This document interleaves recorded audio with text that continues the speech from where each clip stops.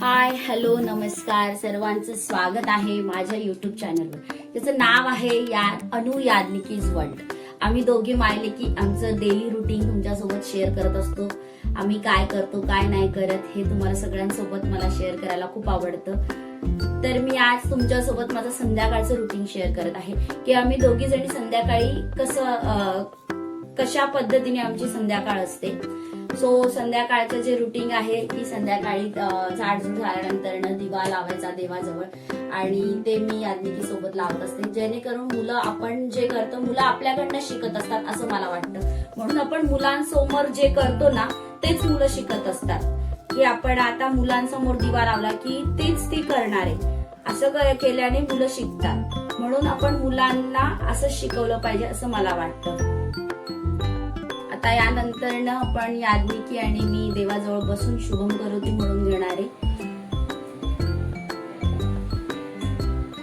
शुभम करोती कल्याणम आरोग्यं संपदा छत्रपुर्ती विनाशाय वज्रोक्ती नमस्ते संध्याकाळचा दिवा लक्ष्मीचा देवा माझा नमस्कार सदाशिवा तिळते कापसाची वात देवाजवळ साईला घरातली पिला बाहेर जाऊ बाहेरची लक्ष्मी घरच्या मोर्या मोर्या मी बाळकान तुझीच सेवा करणार माझे कोट्यान कोटी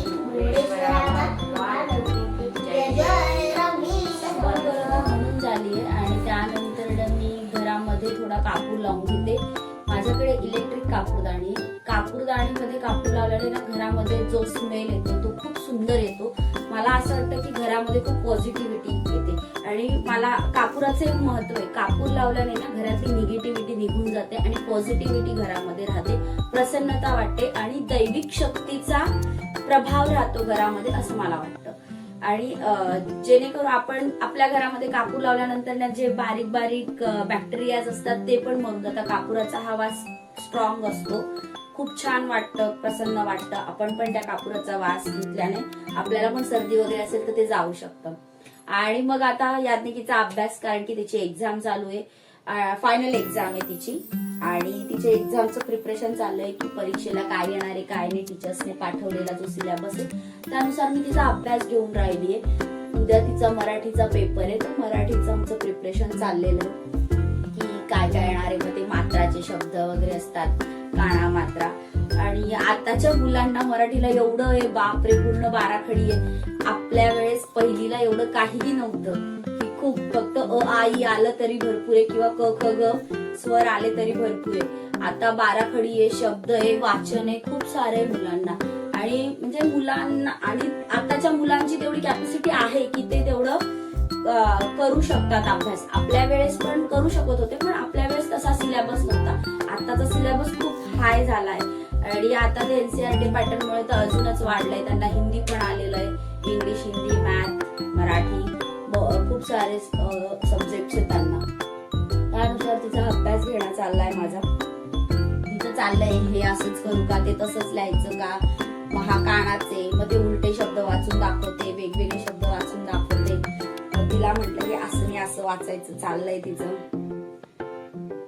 मुलांना मला असं वाटतं की मुलांना ट्युशन न लावता म्हणजे लावली पाहिजे. आता ज्या पॅरेंट्सला वेळ नसतो त्यांनी ट्युशन लावावी, पण ज्यांना वेळ असतो ना त्यांनी मुलांना 1-1.5 तास तरी घेऊन बसावं मला असं वाटतं. म्हणजे त्याच्याने ना मुलांचा आणि आपला कनेक्ट वाढतो. आपल्याला कळतं की आपल्या मुलाला कुठे काय येत नाहीये, कुठे काय, तर पण त्या गोष्टीवर भर देऊ शकतो असं मला वाटतं. प्रत्येक वेळेस आपण टीचर्सवर आणि याच्यावर ब्लेम नाही करू शकत, कारण की पॅरेंट्सचा पण आता टीचर लोक पण सांगतात की पॅरेंट्सने अभ्यास घेतला पाहिजे. तुम्ही पण थोडं लक्ष द्या मुलांकडे की मुलं कशा रीतीने अभ्यास करतायत. आणि आता पूर्णपणे शाळा नाही जबाबदारी घेत मुलांची, काही जबाबदारी पॅरेंट्सला पण द्यावी लागते. म्हणून आपण आपल्या मुलांना कितपत येतं काय येतं हे आपण बघितलं पाहिजे असं मला वाटतं. आणि जेव्हा आपण मुलांना घेऊन बसतो ना तेव्हा आपल्याला कळतं की आपला मुलगा कितीपट हुशार आहे आणि कितपत तो घेऊ शकतो, करू शकतो अभ्यास. त्यानुसार आपण त्यांना शिकवू शकतो, त्यांना तेवढं देऊ शकतो. आणि आता माझं चाललंय, याज्ञिकीला म्हटलं की तू अभ्यास करतेस तर अभ्यास करताना मग ती मला तू काय बनवणार खायला काय नाही, मग तिचं चाललंय मला काय बनवते काय नाही. मग मी तिला म्हटलं तुझ्या आवडीचं बनवते, तर मग मी उपीट बनवणार आहे. ते आमच्याकडे त्याला उपीट म्हणजे आम्ही त्याला उकडपेंडी म्हणतो. कणकेची असते ती, गव्हाच्या पिठापासून बनते, खूप सुंदर लागते. तिला पण आवडते.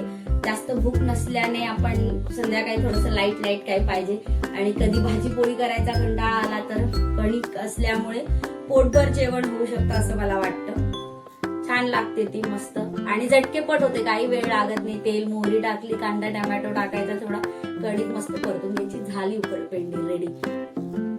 तुम्हाला जर उकडपेंडीची रेसिपी बघायची असेल तर तुम्ही नक्की कमेंट करा.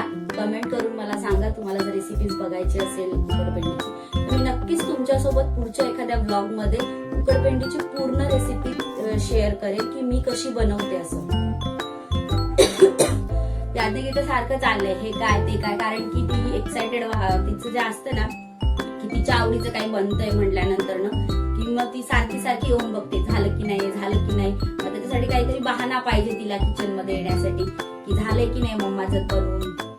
मग ती काहीतरी विचारायला येते, हे बघ मम्मा हे काय हे काय. म्हणजे त्या निमित्ताने तिला बघायला मिळतं की मम्माचं कुठपर्यंत झालंय कुठपर्यंत नाही झालंय असं.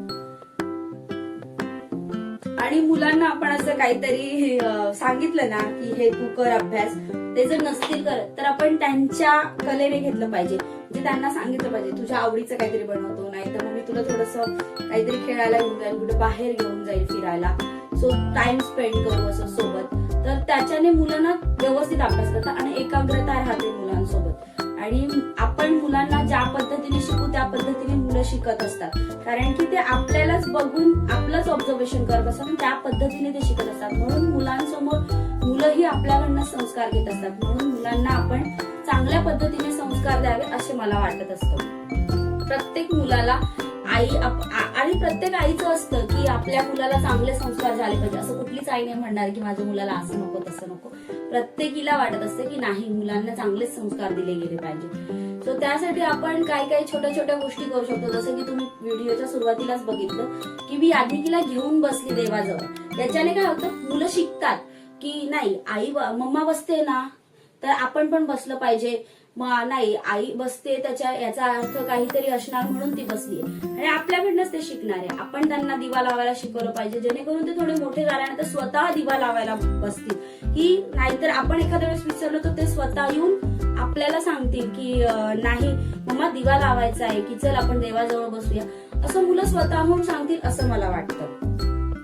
आणि होतं ते. आपण पण बघा, आपण पण ज्यावेळेस आपल्या आई वडिलांना बघून शिकलेलो आहे की ते कसं करायचे का, त्यानुसारच आपण शिकलेलो आहे. अशा पद्धतीने याज्ञिकीची रेसिपी तयार होते. याज्ञिकीची फेवरेट रेसिपी आहे, तिला छान वाटतं थोडंसं खायला.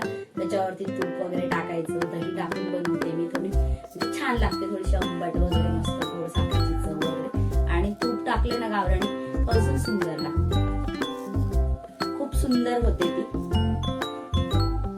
आणि याज्ञिकीचा मागून आवाज देणं चाललंय मला की झालं का मम्मा झालं का मम्मा. तिला काही तिथे बसवलं जात नाहीये, कारण की तिला ते कधी देईल मला आता खायला असं झालेलं असतं. प्रत्येक मुलांचं तसंच असतं. आणि अशा रीतीने मी माझा व्हिडिओ आता इथे संपवते. आणि तुम्हाला जर व्हिडिओ आवडत असतील तर प्लीज कमेंट करा, लाईक करा, शेअर करा, सबस्क्राईब करा. असेच नवनवीन व्हिडिओ मी तुमच्यासोबत घेऊन येत जाईल. आणि माझे असं डेली रुटीन तुमच्यासोबत मी शेअर करणार आहे की माझी लाईफस्टाईल कशी आहे, काय आहे.